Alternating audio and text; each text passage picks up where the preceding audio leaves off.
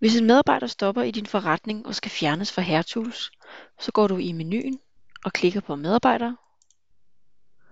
Og her i listen der klikker du på den medarbejder, som stopper. I det her tilfælde er det Nanna. Og herovre til højre, der kan du indtaste en fratrædelsesdato. I det her tilfælde så stopper Nanna den 1. juni. Jeg vælger derfor den 1. juni. Og så får jeg tilbudt, om jeg vil slette Nannas arbejdsplaner nu, eller jeg vil vente til senere. Jeg vælger at gøre det med det samme, og derfor så klikker jeg på ja, slet nu. Og herefter så åbnes managersiden sletning af arbejdsplaner.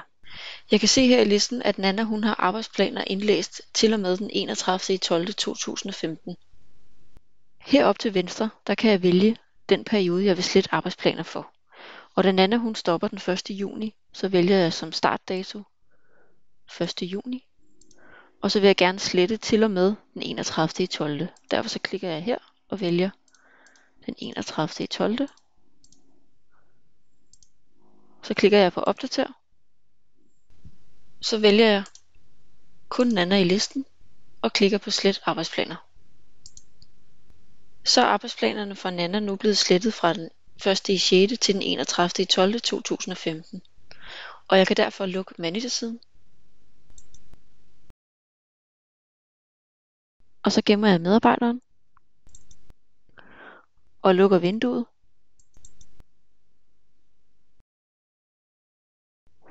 Når det så bliver den 1. juni, så skal du gøre medarbejderen inaktiv. Og det gør du ved igen at åbne medarbejdere.